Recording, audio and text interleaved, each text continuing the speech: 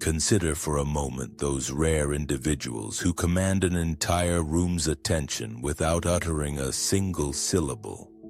Their presence is palpable, not a product of imposing musculature nor an outburst of noise, but rather an aura of profound self-possession.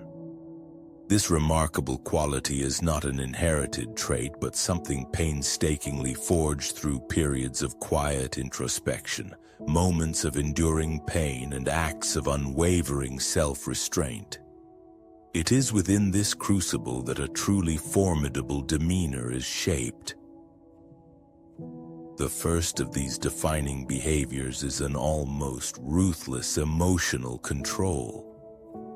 When the average person finds himself provoked, his immediate instinct is to react. He might lash out with sharp words, raise his voice in indignation, or defend his sense of pride with the fierce, unyielding tenacity of a small child protecting a cherished toy. Yet a truly formidable individual does not merely react. He responds with deliberate thought, or on many occasions chooses not to respond at all, preferring simply to observe the unfolding situation with quiet discernment. The ancient philosopher Epictetus profoundly taught that anyone capable of angering you thereby becomes your master. To maintain an unruffled composure when insulted, to remain utterly unmoved when faced with a test of patience or resolve, is to powerfully demonstrate that no external force holds sway over you. This profound autonomy is indeed a dangerous quality in the eyes of the world. The man who stands firm, who does not flinch when challenged, who seeks neither the fleeting approval of others nor the satisfaction of petty revenge, forces those around him to question their own perceptions and assumptions. He silences a room without uttering a single word, for people instinctively fear that which they cannot easily predict. And there is no one more inherently unpredictable than the person who has absolute governance over his own inner fire. The second distinct behavior, even more uncommon than the first, is an absolute indifference to external opinion. This means you offer no lengthy explanations for your choices, nor do you seek permission from anyone to pursue your chosen path. You simply walk your own journey, utterly unconcerned with the need for applause or validation. This deep self-sufficiency often unsettles and even frightens others.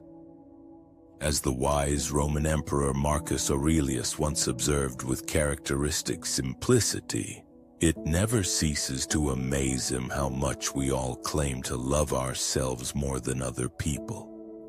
Yet paradoxically, we care far more about their fleeting opinions than we do about our very own. When we finally cease to live our lives performing for an audience, when we are no longer swayed by the seductive whisper of praise or wounded by the sting of criticism, we become, in a very real sense, unreachable. And it is the unreachable who are often perceived as dangerous. This is not to suggest a need to be cruel or to be unnecessarily loud. Rather, it implies that when your actions emanate from a place of clear reason, rather than from the impulsiveness of ego, when your silence is a deliberate choice, not an imposed burden, you naturally cultivate a reputation that no mere costume of bravado could ever hope to purchase.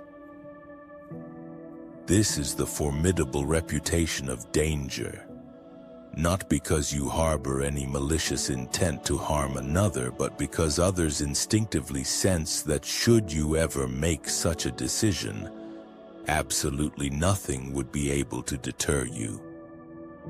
Thus, we move forward in life, not with the intention to intimidate, but to become unshakably grounded, to cultivate a mind that does not waver, to speak less and perceive more, to embody the profound power of a storm subtly disguised as a deep calm. For this is the true essence of what genuine danger truly looks like. The third significant behavior is a profound mastery over desire. A person becomes truly formidable when his decisions are no longer dictated by the relentless pull of desire, be it for physical indulgence, for material wealth, or even for widespread recognition. The world in its intricate machinations primarily manipulates individuals through one potent force, temptation. If others can successfully tempt you, then they ultimately possess a measure of control over you. But when a man can confront raw power head-on and calmly declare, "I do not need it," when he can effortlessly turn away from alluring beauty, immense fortune, or the clamor for public validation without so much as a blink, he instills a deep terror in those who are themselves shackled by such dependencies. The philosopher Seneca, with his timeless wisdom, once issued a pertinent warning. It is not the man who has too little, but rather the man who endlessly craves more, who is truly impoverished. Therefore, when we diligently train ourselves to desire less, we slowly but surely begin to fear absolutely nothing. You cannot successfully seduce an individual who finds complete contentment in his own quiet solitude. You cannot bribe a person who already possesses an unshakable inner peace. And you certainly cannot break a person who refuses to cling to external things for his sense of self-worth. This kind of disciplined self-denial is far from a weakness. Instead, it represents a quiet yet incredibly potent declaration to the world. You have no effective leverage over me. This, without doubt, is the most formidable position an individual can ever occupy. Finally, the fourth behavior involves maintaining emotional silence amidst chaos. A truly formidable person does not raise his voice in anger, nor does he flinch when subjected to insult. He does not react impulsively when provoked, for he comprehends a profound truth that much of the world fears to acknowledge. Stillness itself is a powerful force. Marcus Aurelius, in his sagacious writings, once articulated this idea beautifully. The nearer a man comes to a calm mind, the closer he is to genuine strength. When those around us explode in frustration or panic, we remain composed and collected. When others attempt to trigger our rage or incite our fury, we respond with a profound silence, not because we are weak or incapable of retaliation, but because we have achieved an unparalleled mastery over the inner battlefield of our own emotions. This world is often cacophonous, impulsive, and prone to hysteria. So when you navigate through it with deliberate, measured steps, with a gaze that conveys a deeper understanding than any spoken words could express, people will instinctively feel your presence.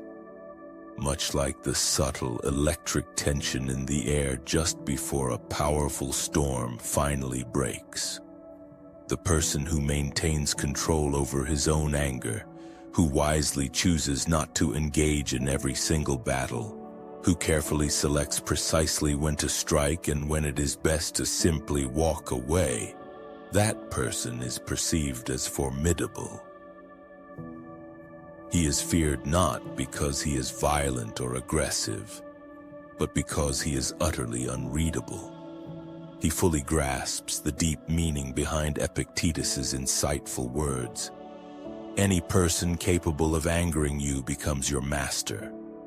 And so we meticulously sever those binding strings, and in doing so we become truly untouchable.